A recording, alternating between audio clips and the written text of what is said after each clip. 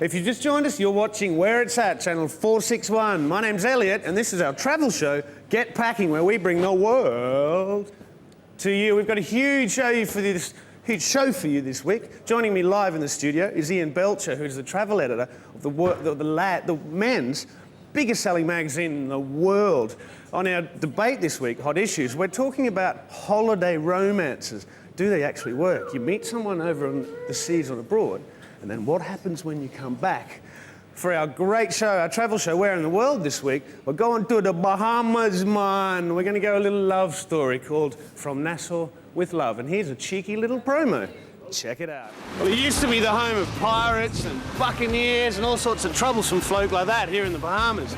But now it's where 3.5 million visitors come every year to hang out here. And as you can see, loads of them are hanging out on the beach and getting sunburned like lobsters. But hey, as Christopher Columbus said, this is paradise, and there's only one thing to do, and that's to join them.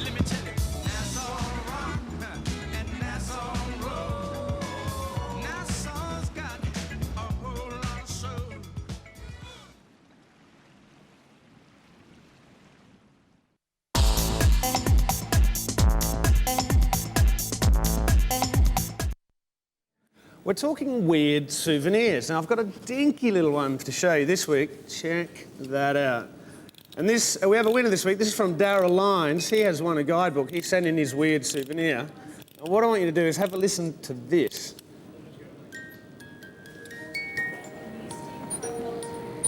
I hope you can hear that, because if you can guess what that is, and ring us before 7:30 on 0870 60 65 67, you can win a prize. How about something like... Hang on, I'm going to get a prize out. I'm going to get one. There we go. You can win a guidebook to Toronto. Now, what we want you to do is send in your weird souvenirs to the Weird Souvenir Competition, 8 Smugglers Way, London, SW118. Now, last week, I showed you a really dinky way to hide your money. Here's another one. This one's for the girls, because what self-respecting highwayman would have thought there was money in here? So if you're out in the back of beyond and you've got different things in there, look at that, money in there. Great ideas, but now it's time for the news. Okay, quick, 4, 3, have a seat. Just there, lovely. Now, it's time for the news. Thank you. There we go, camera 3. Come on down. Now, there has been a rise in the most dangerous form of skin cancer, and it's blamed on the growth of foreign holidays. So they're trying to blame people who go on holidays. And they're blaming it on the fashion for skimpy beachwear. Now, it makes sense, I suppose, but the important thing is that cancer research has said that more than 5,700 people were diagnosed with a potentially fatal malignant melanoma in Britain. That's 3 times the level it was in the 70s. The point here is slip, slop, slap. Slip on a hat, slop on some sunscreen, of course SPF factor 25 plus, and slap on some long clothes. They're not very fashionable, I know, but save yourself from burning up and getting this terrible malignant from skin cancer. Tragedy has hit Nepal. The Crown Prince, Dipendra, has basically killed his whole family, the royal family of Nepal. He shot his mum, he shot his dad, he shot everyone in the family, and then turned the gun on himself and shot himself. Allegedly, the reason being that his mother wouldn't allow him to marry the woman of his dreams. Poor bugger, but you can't go around shooting people. Now, the sources reveal that the point is that many tourists are trying to flee Nepal, all right? And the government is urging people, the British government is urging people not to travel to Nepal. Flights have been cancelled, and there are basically no taxis from the airport. So if you are planning to go to Nepal, maybe put a hold on that one. Tigers. A tiger was seized from a poacher's cache in Bombay recently. And what the environmentalists did as a symbolic gesture on World Environment Day was burnt the tiger skin in front of crowds, in front of millions of people. The point being that we don't want any tigers killed anymore. They're the most endangered species in the world. So while you are on holidays, don't go and buy tiger products, because poachers are killing animals to sell to the tourists. And that's the news.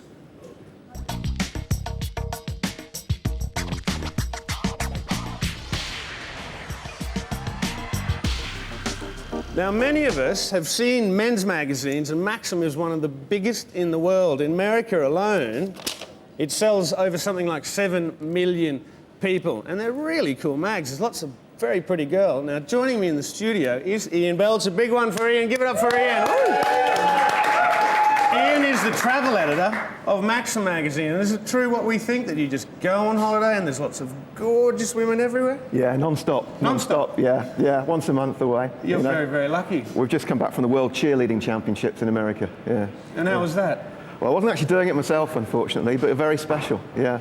Lovely ladies, great routines, yeah. And not a bad job, yeah. Brilliant. I've just had an email from one of our audience, Jonathan Leary, who wants to know, how did you get into the travel industry as a travel writer? A bit of a strange way. I used to be an agony aunt, an agony uncle on women's magazines, right. And I used to get all the problem letters in, yeah. And big breasts, all that kind of thing, yeah. You know, facial hair. I got yours, actually. So I spent years as an agony uncle and a sex writer, and then I moved into features, and then I realised, hey, I can travel and I can do this, and yeah. I can actually, I love travel anyway, so I can enjoy the writing while I'm abroad, and it's just gone from there, really.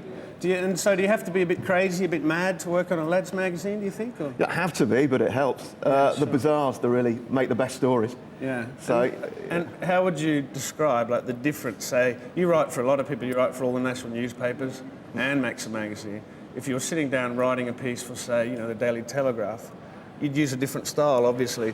Different language. Right. Obviously, you're talking to an older reader. You're talking to people who probably want more fact than entertainment.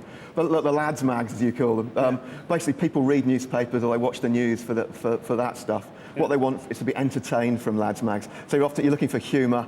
Yeah. You're looking for a bit of titillation, some pretty women, some good photography. The crazier side of life appeals. Yeah. So one week I'm off. It's in Thailand, actually, having colonic irrigation. Colonic irrigation? Yeah. I was suffering for my art, Eliot. Yeah. Everything comes out of you? Everything, yeah. Well, you don't eat for a week, and your body goes into detox mode, and you've got to flush it out. So twice a day, pipe. You've done some crazy things. We've also got from footage, you also did television as well, of a crazy journey you had in America. Check this out. Well, welcome to Strawberry Point, Iowa. This is the fourth giant strawberry we've seen. We saw 3 in Texas, claiming to be the world's largest, claiming to be the world's tallest. But this fella beats them all. He's 15 foot high on the stand and about 12 feet wide. And a few years ago he blew off when someone was walking by, and he almost killed Gail Goodall. She just got out of the way in time. He's creaking alarmingly in the wind now, but holding steady. And as you can see, a new coat of paint.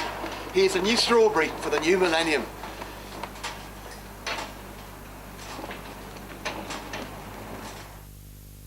Well, after 6,006 miles of giant balls of string, huge fruitcakes, and quite ginormous peanuts, I'm sitting here with Bob in the Museum of Questionable Medical Devices in Minneapolis, Minnesota.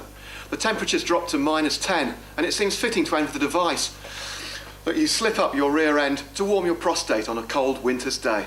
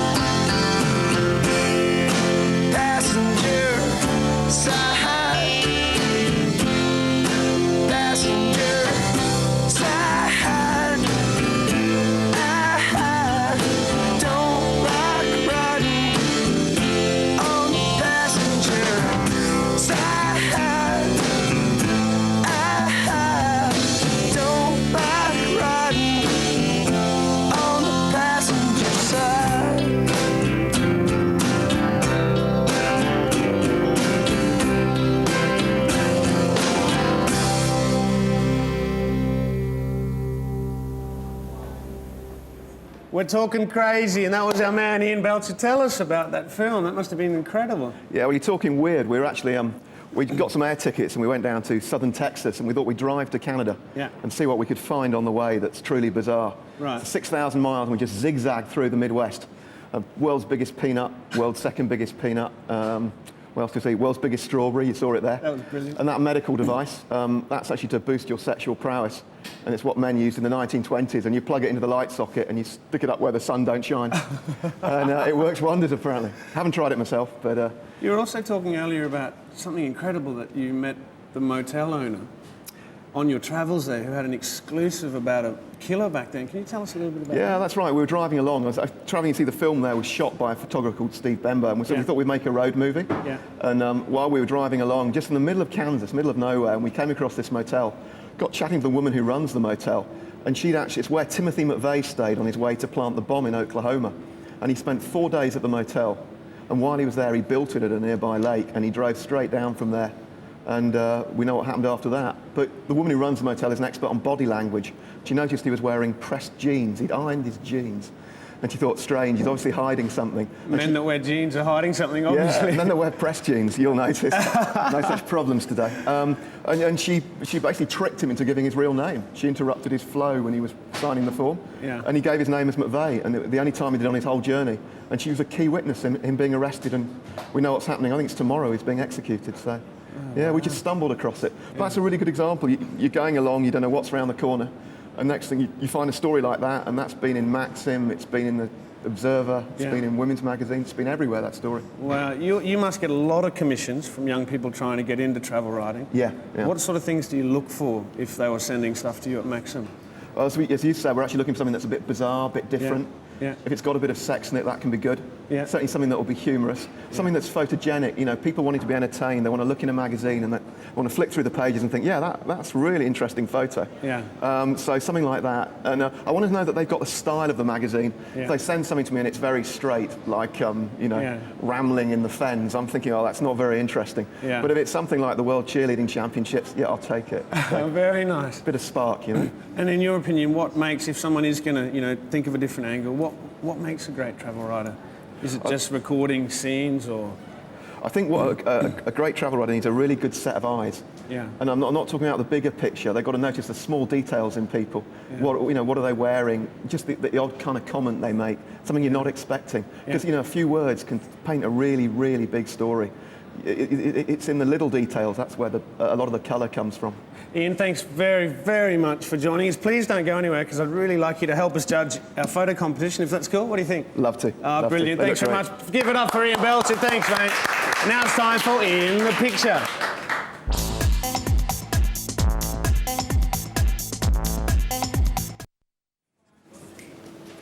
Now, this is our photo competition called In the Picture, and what we ask you to do is send in your travel snaps, because you can win dinky prizes like so. Now, Ian, these are our runners-up, okay? Right, yeah. Now, just to show you, there's some really, really, really, really great photographs. Can you see those? Yeah, I certainly can. Yeah. Yep. Pick out some ones do you think that you like. I like this one over here. I like the two old guys. What's he doing there? This one? Snorting a shell or something? Is that legal? I don't know. Well, I don't know. Or is it, No, he's blowing a horn. He's blowing a horn, a shell horn. Yeah. I like that one. It's very, very different. Good, quite close up on the people. You know what I'm saying? Yeah. Don't take a big crowd shot or a big expanse. Focus in on the little details. I love that one. Which of the others do you think's? Well, I like that one because she's really nice. Yeah. If people are going to send ideas in for you at Maxim, do you also like them to send in photographs with it, or? I want to see they've thought about the photos. Yeah, I mean, we'll follow it up and ask for photos. I just want the idea to begin with. Yeah, but a good picture can really grab your attention, as I say. So if they've got a good snap like these are, then send it in because it could illustrate it. Absolutely. Brilliant. Well, they haven't won. They're our runners-up. Okay. Good on you guys. Keep sending your photos in. Like everything, we've got to pick a winner. Now, these are our 3 entries for the winners. Right. Okay. Yeah. Now, unfortunately, you're going to have to pick a winner. There has to be one. Talk about this one first. Do you like this one? I do like this one. I like there's obviously the interaction between the people. I like the once again, it's really focused in on them. Yeah. And it immediately sets you thinking, what the hell's going on here? Yeah. I'm not sure what is going on here, actually. What is that stuff? No. What about this one? I love it. Not as much as I like that one, actually, because I say it hasn't got the interaction. Yeah. Lovely And this one? sleepy pose. It's very cool. The difference in height is really good. Yeah. It leads your eye naturally around the photo, and good old baobab in the background. Perhaps possibly a bit too far away, a bit of an expanse. We've got to pick a winner. That's actually not that tricky now. Look at them. I love them all, but it's the top one. It's number 1. Congratulations to us, evidently. Good on you guys. Keep sending your entries in. Send them into In the Picture In the picture, 8 Smugglers Way, London, SW181EG. Don't you go anywhere. We're going to a break, but coming up after the break, we're going to the Bahamas, man. We're going to go to Nassau, the capital city. It's a very interesting doco. Don't go anywhere. See you later.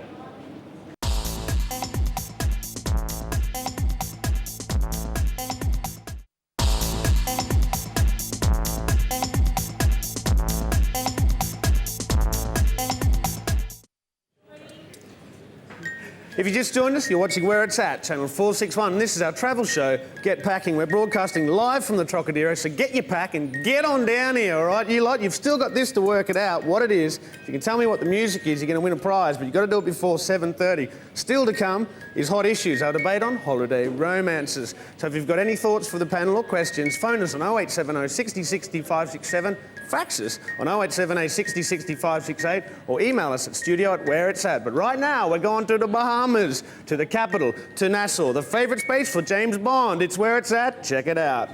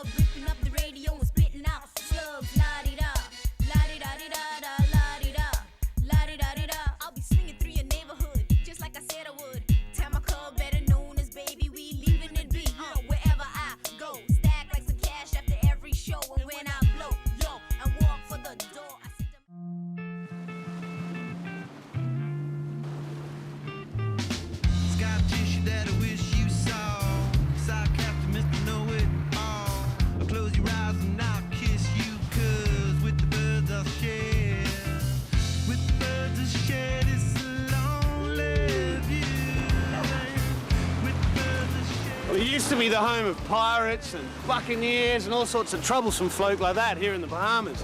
But now it's home to, well, it's not home, but it's where 3.5 million visitors come every year to hang out here. And many of them Americans, mind you. And as you can see, loads of them are hanging out on the beach and getting sunburned like lobsters. But hey, as Christopher Columbus said, this is paradise, and there's only one thing to do, and that's to join them.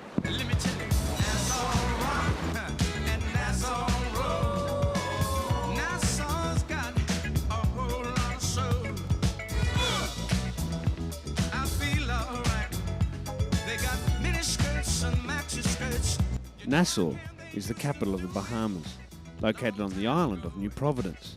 It is the commercial hub of the archipelago and the gateway to the Caribbean.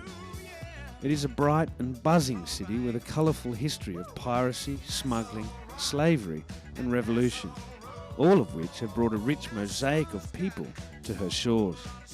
Downtown Nassau still retains much of its colonial architecture, and exploring the city is like being on the set of a great Hollywood film. Once a British colony, the country gained independence in 1973, and a new nation of the Bahamas emerged. Some say the only good legacy left behind was that 6 bowls make an over, and if the batter doesn't hit any, the bowler gets a maiden. And apparently in those days, the batsman did. Come on guys, where's my maiden?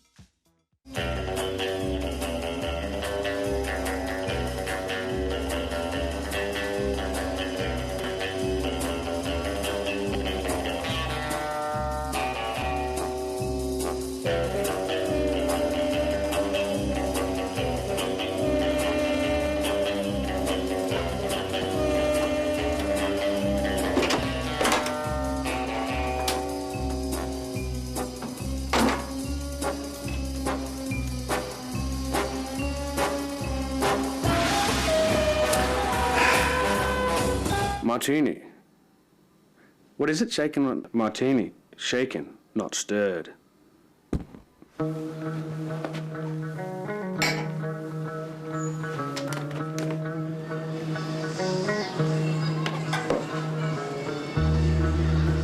This hotel in central downtown Nassau was where 2 James Bond films were set, and I'm looking at now on The View where Sean Connery turned up onto the beach in Never Say Never Again.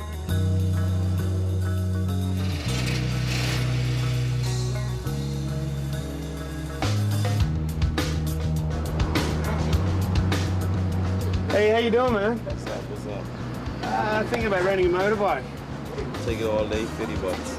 All day? How much? 50 bucks. 50 bucks. Yeah, sounds good. I only want $20, see?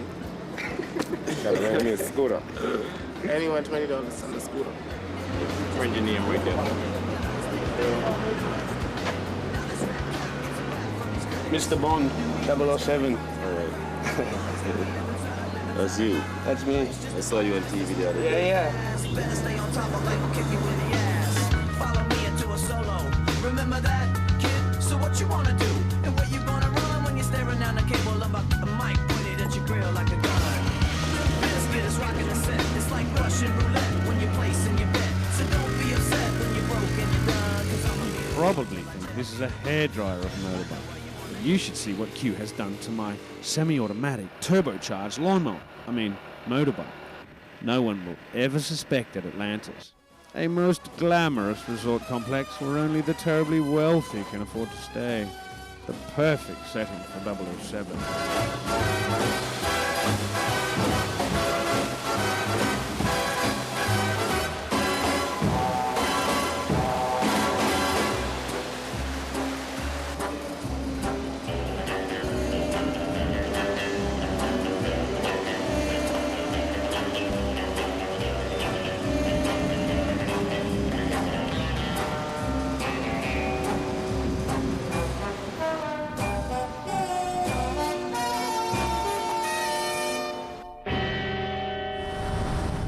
Bahamas has got it all, from humble little beachside bungalows to enormous monstrosities of hotels like this, the Atlantis, where their top suite, which is the one above the archway, costs US $25,000, man. And even the humble little cheeseburger here costs 16 bucks. Woo! You got to be a millionaire to hang out here, I tell you.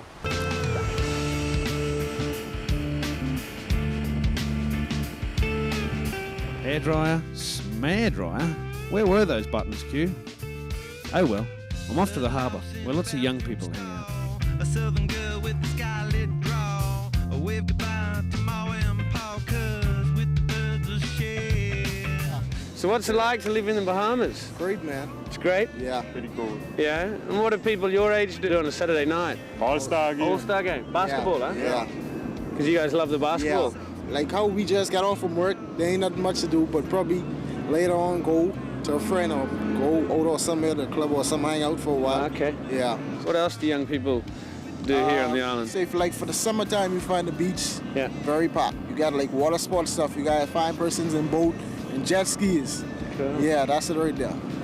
And if a young man was going to take a lady to somewhere very special, you wanted to, like for sunset or something like that, or what would you do over here if you wanted to take a young lady and show her a good time? Now You got to give your secrets away here now, bro. that'll be over Paradise Island. Paradise Island. Yeah, over at Atlantis. Uh-huh. Yeah. What about you, Andrew? I got the Burger King, man.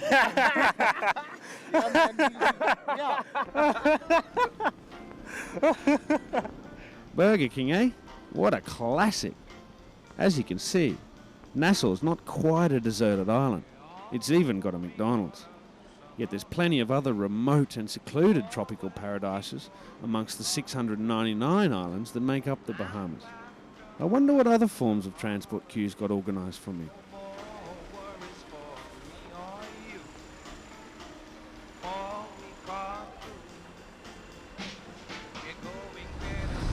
If you're looking for a more adventurous and economical way to get around the Bahamas, consider one of these big old mail boats here, which ferry all of the goods and supplies, and of course the post, to all of the islands that are habited around the Bahamas. And the way you get a ticket is you come down to the Port Authority and you find out which boats are going to which islands. You remember the name of the boat, and then you come down to the docks here and you find a boat like this, Mia Dean, and you go and talk to the captain and you pay for your ticket. But remember, they can be a bit slower, and don't pay the ferryman until he gets you to the other side. Yes. But no boat for me. Why leave when there are so many more characters to meet and so much still to see? Oh, I don't know. Who was that presenter? I'm sorry, but who doesn't know what 007 drinks? It's a martini. Oh, I always forget. Anyway, coming up after the break is part 2 of Nassau with Love, where we're going to learn more about the traditions of the island, from straw weaving to Junkanoo art, and all about the Pirate Museum. It's a wicked second half. Don't you go anywhere. It's Where It's At. This is Get Packing. We'll see you then. See you later. See you then. See you later. See you then. Goodbye.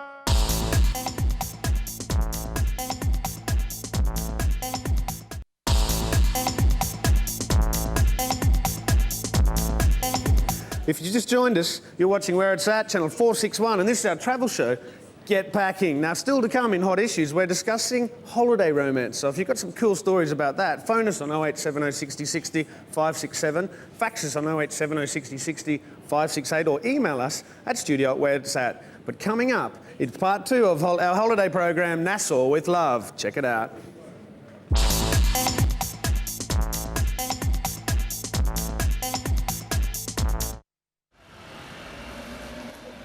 Word around town has it that Nassau boasts one of the best pirate museums in the world. And seeing that I'm in the home of old Morgan and Blackbeard, one should. Shouldn't one?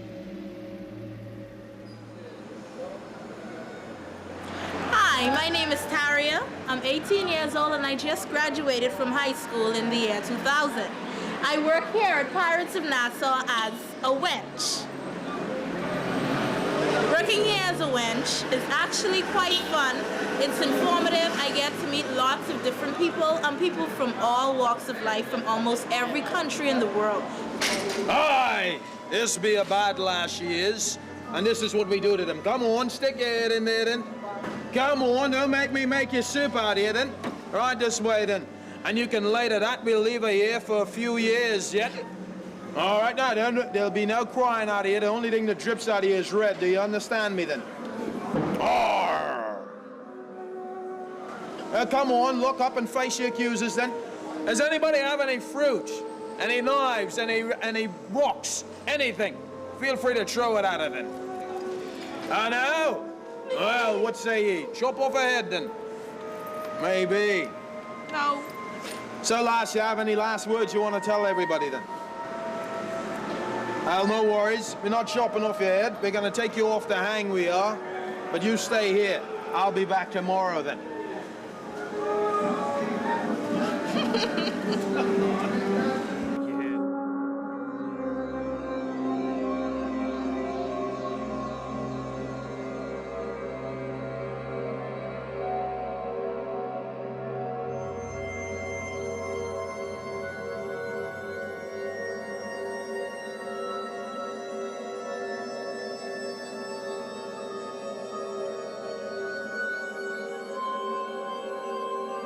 This here in the blue overall with his back to us is one of the most important men on the ship. This is the carpenter. He not only repaired the ship, but the crew. The carpenter was also the surgeon. Here he is operating on my mate, Danny.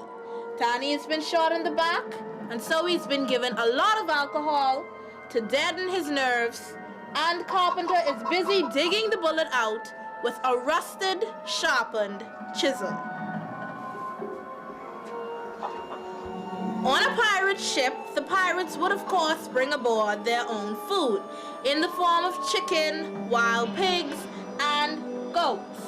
However, if they ran out of food and were not successful fishing, they would eat the rats, lice, and baggage on board the ship. Some pirates, of course, were known to say that the rats tasted like chicken.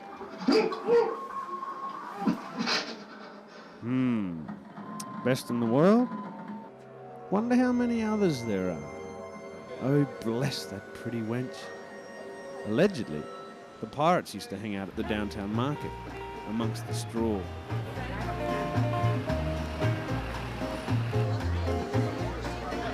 Island woman. We're in the straw market in Nassau, one of the oldest market in the Caribbean.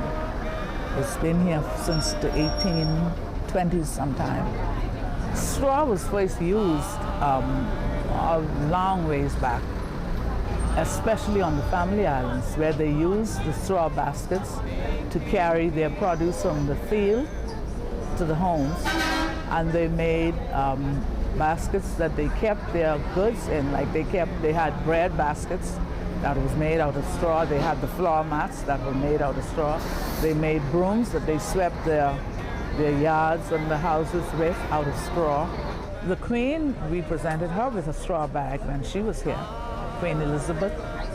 I was told that one of the longest surviving pre- and post-slavery celebrations here was centered on an African-influenced festival called Junkanoo. Jonka who? What's that?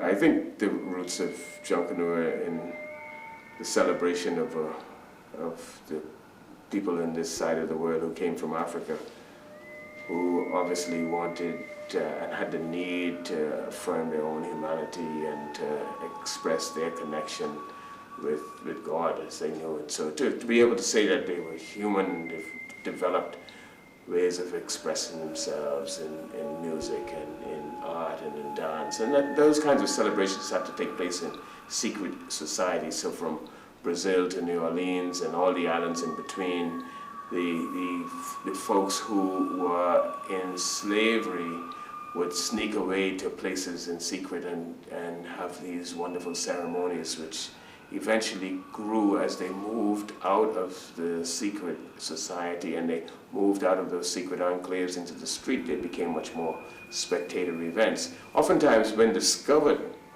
in celebration, the folks had to then take on a different character to mimic or to play the fool, to be able to not be considered treasonous. You know, because to be declaring yourself human, to be declaring yourself equal to the master society would cause you to lose your head. And so I believe that a lot of the theater that comes into the street parades, the carnivals, the Mardi Gras, Junkanoo, come as a result of people wanting to survive. And so Bojangles happened in the southern United States as a dancer who danced for you and played the fool. But I believe there was a much more serious tool in the celebrations of Junkanoo.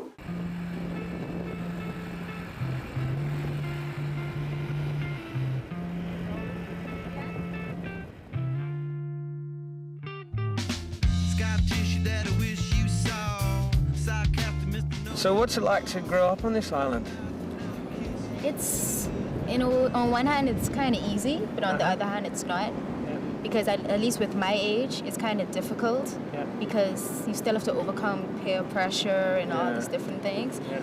But the island itself is cool. It's more to it than just climbing coconut trees and swimming in the ocean, you know what I mean? Yeah. You still have to hold a job, still have to go to school. Some kids at the age of 16 end up on their own, you know? So it depends. It depends on family and background. Yeah. Today's Saturday, and it's leading up to Saturday night. What sort of things do young people get up to on Saturday nights and here in the Bahamas? Saturday nights we have something called Awaki. It's where everyone get together and just like hang out between the hours like from 6 to about 10. And then from there, who wouldn't go to the movies or probably go to a club? Because here, even though they say you have to be 18 to get in, they don't ask for identification. So you could be clubbing from while you're in high school. No way! And the clubs here, they don't close until the last person leaves. You know, when you mentioned spring break before, do you mean by that lots of young American or Canadian people aren't there on spring break? They come to the islands, or they come to the islands, and I mean, I really don't want to to say it, but it's disastrous when they get here, you know, because, like I said, where they're not used, I guess, they destroy the hotels. Yeah. They go wild on the island, like they drink and it's uncontrollable, but it's fun. The other thing that's really cool about the island, I think it's really cool, is that not everyone, but loads of people go to church. When I was a kid... No one went to church? Well, I had to go to church, but there was so much peer group pressure, it was so uncool Really? to go to church. Well, Whereas there's here different religions here. Yeah. Like... Is it cool to go to church? Yeah, everybody goes to church. Sunday morning, everybody can't wait to go to church for different reasons. Like maybe I want to go to church because there's this particular guy that I know is going to be there. You know what I mean? Yeah. It's not always for the right reason, but you still go. What a great place the Bahamas is. No wonder James Bond came here. Not only are the beaches and the ocean stunning, and the people friendly and warm, but for that little moment you can escape and enjoy being on a real Hollywood set. Where now, Miss Moneypenny?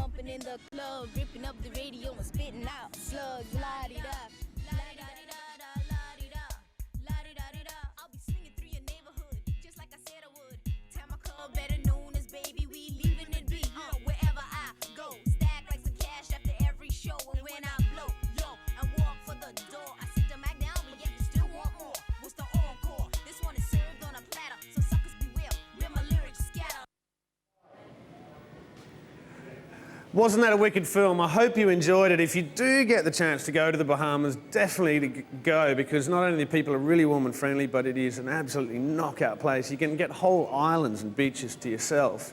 If you want to know anything about that piece, where to stay, how to get there, all that sort of information, check out our website, which is www.whereits.at/travel. But coming up right now is Hot Issues.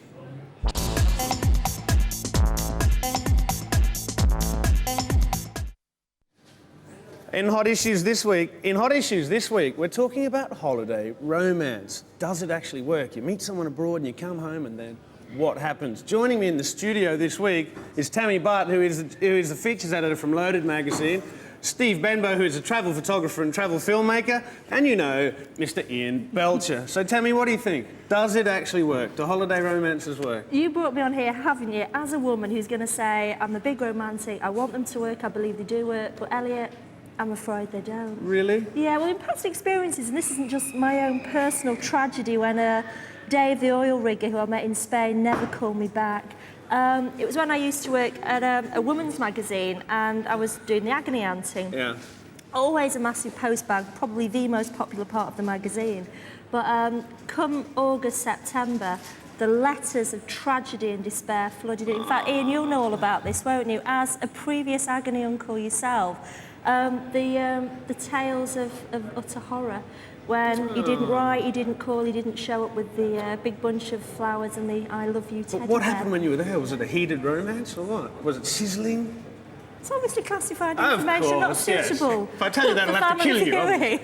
But I mean, obviously, the whole point of holiday romances is that you go away. I mean, you're not even as you are. Everything is unreal. I mean, you've got your big sunglasses, the Grace Kelly headscarf, and you think you are Catherine Zeta-Jones. Nothing's real, not even yourself. So you go away, you meet these guys, and everything's exotic and fanciful and romantic. And as soon as you get back to home territory and you're plain old boring Tammy who works in an office typing all day long, everything's an illusion. It all the glitz pot. wears off. I can hear some sniggering gone. on that side of the couch. Ian, what do you think? Do they work? Well, or what? Eliot, you've got me on here as a cynical member of a lads magazine to say no, they don't work. And I'm afraid, Tammy, they do. They do? That's a very sad viewpoint you put forward there. Because I am living proof that holiday romances work, because something like 38 years ago, my mum and dad were on holiday in Menton in the south of France. And my dad used to do this trick to impress the women where he'd jump off the top board of the swimming pool with a straw hat on. And he'd land in the water and he'd disappear and the hat would just float across the surface. Great seduction routine. And he met my mum. And they kept it going after the holiday. And then a few years later, here I am, you know. Yeah, but to be fair, Ian, every time we seem to travel, we sort of always end up being classed as a gay couple, don't we? We do. There is that. And that does cramp my style. And that happened recently in Palm Springs, didn't it? It did. We actually got verbal abuse in the street. We sort of got heckled a bit as well, which wasn't sort of too good as well. Yeah. But you walk into a bar and it's, you know something might happen. Yeah. Right atmosphere, Palm Springs night, love is in the air.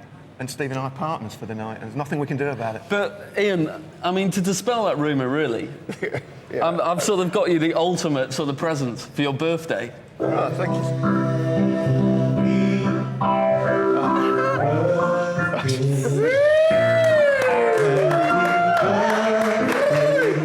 Happy birthday, but unfortunately I can't lie on national TV. He is.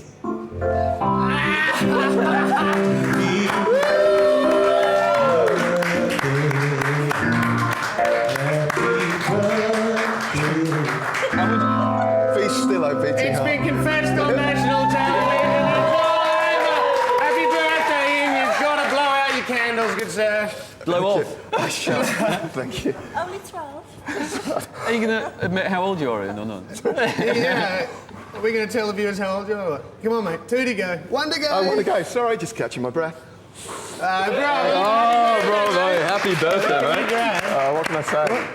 And of course, excuse me for reaching over the couch, Timmy. Of course, I've got little plates Oh, and fantastic. serviettes while we smoke the whole. The fire alarms will go off in a second. The place will be wet. That's so cool. What a fantastic dance, too. Now, what do you think? Would you, Steve? What about holiday romance? Would you do something like this and go and buy a cake just to impress a woman, or what? Well, we actually, going back to that whole sort of gay issue that we, Ian and myself actually travelled quite a bit together. Yeah. And in a fancy motel.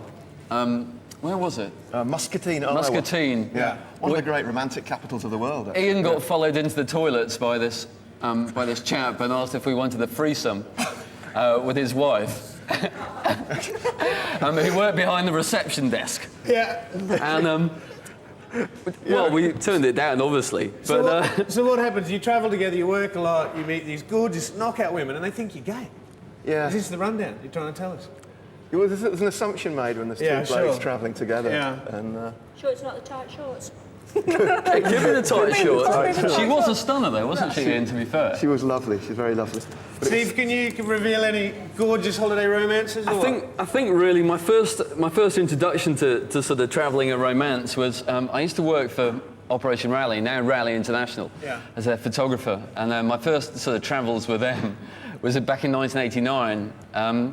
And the first sort of site we went to was up at Vic Falls, first night in Africa, and I shook out my tent, and inside were about 6 spoiled condoms, and that was like my introduction to the dating game of Rally. And I met several girlfriends through Rally, I must admit, including my current one. But I'm more of a long-term relationship guy, I think, really. Yeah. I'm not sort of like a blast. But we get rarely approached. I wonder why. You must have some tips, Ian, surely. I'm You're massacring this the cake, birthday actually. cake. Yeah. You obviously don't use this for chat-up lines. No, my cutting-edge style here. So you've got to have some tips out there for... What, for holiday romance? Yeah. Well, you've got to be in the right place. The right place. A few pina coladas. Yeah. The old bottle of Asti Spumante. Actually, you're a classy man. I am a classy man. The old Blue Nun. And what was it in the hotel they were Hopefully, also advertising? There were Gouda cheese and salami. Yeah, Gouda cheese and salami in a romantic basket, if you like the love of your life. Very nice. If ever I've heard of them. But you don't think that they work, do you? What about, okay. I don't think they I'm work, on the although, beach. to be honest, Elliot, I don't think necessarily people are actually looking for holiday romances anymore. I mean, we've all seen the Ibiza Uncovered, etc., etc. Yeah. I mean, I think a lot of people are just going on holiday. Yeah. Am I allowed to say the word sex on TV? That's what they're going for these days. You have just now. Their, sex, basically. Not romance. Not romance, because I think people are travelling so much these days. You know, like Torremolinos, Ibiza isn't necessarily seen as exotic anymore. It's just seen as somewhere where they can go crazy and have a bit more fun. Therefore, the romance is sort of going to one side, and I think it's just all-out hedonism. It's tragic times. I don't think you it? can't generalise too much. That's wrong, I think. I mean, I can't believe that my parents are now a dying breed. Well, it does get tricky, and the interesting thing is that the reverse happens. I used to be a tour guide for years, right? Now, normally it's the tour guide sitting onto the clients, but I had the reverse situation of female harassment. Headiness at Did holiday? you? Headiness? Yes. That's what. Fantastic. And That's then my what? point. How did that go? It was 2 o'clock in the morning and the girl walks in, Elliot, screaming at me. It's like, what? Wakes me up in the middle of the morning. I've got to work the next day. You shook her to one side, of There's course. a spider yeah. in my room, she reckons. Spider. Yes, darling, no problem. Go in. Look for the spider. She happens to be silhouetted against the window, setting the moon above it, flimsy white cotton dress on. There's a spider here somewhere. No spider. Darling, don't worry about it. Go to bed and I'll see you in the morning. I mean, I didn't take the bait or the spider as it was, but you know, have things like that happen So to that's you? not your present girlfriend? No. Spider Woman, no, she's Someone out. as Yeah. last knowing as you could have been the victim of a cunning ploy. Yeah. Could they not? Oh my gosh. So all right. I'm going to convince you that I'm rather holiday romances okay, go on. work. I'm in the middle of South Africa. I'm trekking through the Sitsakama Mountains. It's remote in the middle of nowhere, and coming across the mountain walks in Q Goddess. Me and Goddess walking across the mountains. No one else there. We start chatting. That particular evening, I was sleeping in a cave because you can through the Sitsakama Mountains. Just backpack, sleep in a cave above it. I'm not going to tell you what happened, but it was pretty romantic, and it was remote. We weren't looking for sex. We actually met as peers, got talking. Who would ever think that you'd bump into each other there? And it was sizzling, and it worked. Fast forward though, Elliot, 6 months. 6 months of going forward. Now, Yeah. I've got a similar story actually. A friend of mine went on holiday to Zimbabwe Yeah. on a bus going through the desert. Bus breaks down and she's sitting there, you know, oh my God, this is terrible. Looks to one side across the dusky hill, and she can see this little guy coming over. He's getting nearer and nearer, and he's becoming ever more gorgeous. Yeah. And she just thought, my God, this is my destiny now. Here's a man with a bottle of water who's going to cheer me up and make me smile after the bus disaster. Yeah. And sure enough, they did get together. They got on. They came back to Manchester, and it's since broken up because But how it was long this. did it go on for? It went on for 6 months, but That's the thing not- is, that's not bad. It's That's not still bad. not a good It's girl. not You'd bad, think but that's she not was bad. No thinking, one-night this stand, is is the it? man for her. This is destiny. This is romance. It doesn't get any more special. Yeah. And because it started off with such a firecracker, it just ended up sad and washed up. Actually, funny you should mention the Romance Under the Stars and holiday romance. So, because Jill Dando, in fact, when she was alive, she spent, was it 3 or 4 years with a game warden she met while she was making the holiday programme. And when they split up, he left Africa and he came to Fulham or wherever, and he kind of moved out of the bush. And they got it together over here for a few years. And then when they split up, she said, it just wasn't the same without the African skies. So what is it? What is it do you think that goes Sure. wrong? You have this sizzling romance and you come back, and then you're saying it just dies out because we're back into real life sort of thing. It's that, but it's that it starts with everything in place. You've got this perfect formula, which is, you know, people who are very relaxed, open to all sorts of new experiences, who are getting on really well because they haven't got a care in the world, and it's beautiful and it's hot and it's sunny and it's fantastic, and it can only ever go down. You know, once you get that, the pressures of work have started, and There's memories, there's well, pictures, there's memories and there's pictures, but there's video. speaks the travel photographer. What are you going to do? Sit and look at slides Anyone out there all who wants night their long? holiday romance covered, Steve's going to do it. I do weddings. That's just a bit of a sad attitude, though, isn't it? Because you're saying that's the best, you If can't keep it going. I am living in hope, and I'm going on holiday myself next week, and Are who you? knows Where you going? what might happen. Italy, Amalfi Coast. Look out! Look out! What particular part of Italy? The Amalfi Coast. So if anyone's going to Italy, it's time to go, because Tammy is looking for a lover. Waiting to be changed. Long term, yeah. Long None term, of this not a fly-by-night. short. No. And Italian men, of course, are well known for stallions. long-term relationships on holiday. Terrible bum pinchers, though. They really Yeah, are. You really? can't go out alone at night, but wonderful, wonderful. Yeah. So, So we're going to recommend it to our viewers out there? Go for it or what? Oh, Or it's yeah. doomed for destiny? No, you've got to be optimistic, haven't you? Definitely, Yeah. It's sad that Tammy's given up on it. be open-minded, but prepare yourself for Um, possible disappointment. I would say, I've been sent away for a story on a singles weekend to Ljubljana in August. So I'm going for a long weekend with a bunch of single people. So you never know, I do wait you? to see those photographs. Oh, Tammy, you'll be the I'm first. not invited. You're not So going. he's got every chance this time. You Don't worry now. see, this will prove the theory that you see whether you're sort of this gay icon or not. I think we can safely assume. On that note, we're going to have to leave it there. Please, thank you, our guests. Good on you guys. Thanks very much. That's why we call it Hot Issues. It gets sizzling, and that's why we love it. Now, next week, we've got a really big show for you. For our dream job this week, we're going to get a lady called Stephanie, who's from Nomads, and she's going to prepare us for that big trip abroad. So, for example, if you're going to do your gap year or if you're going to go on safari to Africa, she's going to come in and explain to us every little thing you need to take with you, where to get it, the best bargains and all that sort of stuff. In Hot Issues, it's another fiery one. We're discussing whether or not to go on a group tour or to travel independently. We'll have people from different sides of the fence coming in to discuss that one. And in our Where in the World travel documentary, we are going to 2 places this time. We're going to cover a travel show called ITW to find out, what are travel shows, should we go, and are they any good? And we're also going to go to the wilds of Leeds to meet travel photographer Paul Harris, because he's a... Have you seen some of his work, Steve? No. No, but anyway, we'll meet him next week. You're watching Where It's At. Thanks for viewing in. See you later. Goodbye.